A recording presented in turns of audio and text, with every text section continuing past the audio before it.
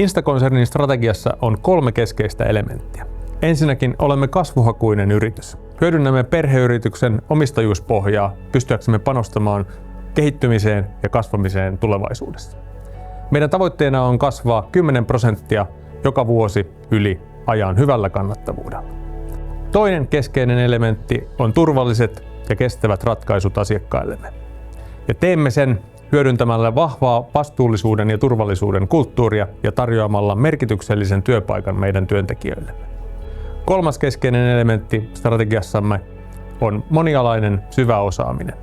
Meillä on laaja teknologiaymmärrys ja pystymme tarjoamaan asiakkaillemme luovia ja luotettavia ratkaisuja. Näillä 3 keskeisellä elementillä me Instana pystymme toimittamaan asiakkaillemme ratkaisevan vaikutuksen.